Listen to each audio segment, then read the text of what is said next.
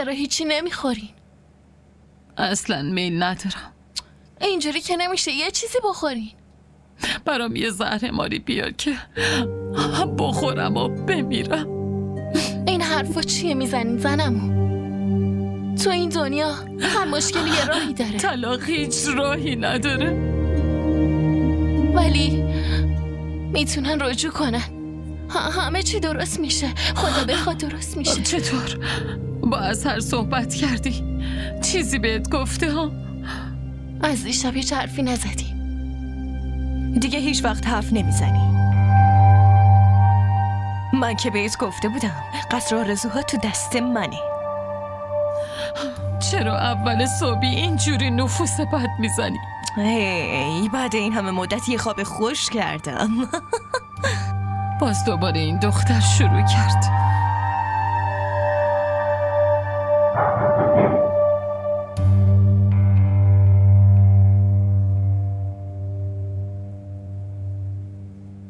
سلام علیکم. خیر باشه خواهر، شما این موقعی صبح؟ خوش اومدید خاله. نه خیر، بفرمایید انگشترتون، وسایل ما رو هم بیارین. این حرفا چیه میزنین؟ آخه چی شده مگه؟ واقعا دلم میخواد همه مردم رو جمع کنم بیارم و جلوشون این انگشتر رو تو صورتتون بزنم، ولی ما آبرو داریم. مثل شماها نمیتونیم قشقرق بپا کنیم. من نمیفهمم این حرفا چیه میزنین آخه؟ منم متوجه نمیشدم تا اینکه فامیلمون همه چی رو رک و راست برام تعریف کرد که خواهر عزیزتون چطوری آبروی شوهرش رو جلو همه برده. اصلا اینطوری نیست خاله، سوء تفاهم پیش اومده. جدی؟ طلاق برای شماها چیز خاصی نیست؟ نه منظورم این نبود. هر منظوری میخوای داشته باش، ولی منظور من کاملا مشخصه. خدا رو شکر میکنم زود راحت شدی. وقتی خواهر بزرگ اینه دیگه کوچیکه چطوریه؟ تارای من خیلی دختر خوبیه، خیلی با محبته. اونطوری نیست. من زن چشم و گوش بسته ای نیستم. هیچ قانون و مذهبی تو دنیا طلاق ممنوع نکرده اگه یکی از طرفین نخواد زندگی کنه. ولی اونطوری که دختر شماها طلاق گرفته، خدا بدون. یه لحظه به من گوش بدین.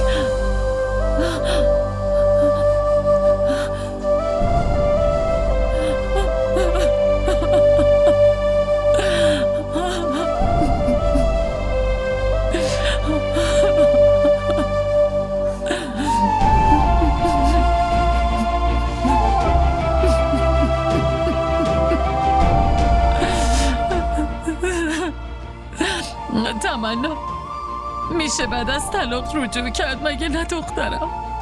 رجوع کنم؟ کی همچین حرفی زده که من میخوام رجوع کنم؟ خدا رو شکر که نجات پیدا کردم. حالا شما میخوای اسیر یه دام دیگه ای بشم؟ بعدشم با کاری که باهاش کردم؟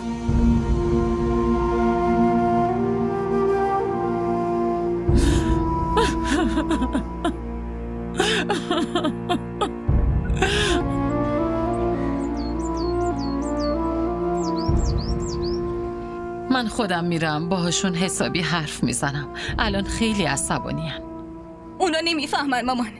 همه چی رو برگردوندن و انگشتر من بردن. اصلا حواست هست زندگی من به خاطر تویی که داره نابود میشه؟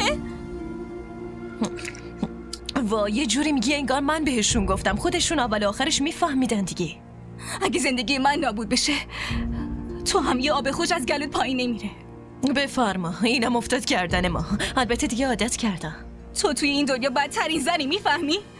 بدترین همسر، بدترین دختر و الانم بدترین خواهر. خیلی حرف میزنی یا تارا. یادت نشه که من خواهر بزرگترتم.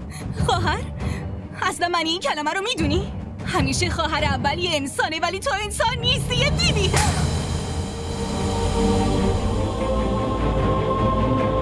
تحملم حدی داره. هرچی به زبانت میاد میگی. من رفته بودم مشکل خودم رو حل کنم. مگه رفته بودم نامزد تو رو کو کنم که این حرفا رو زدن؟ تو بختت سیاهه، به من چه ربطی داره؟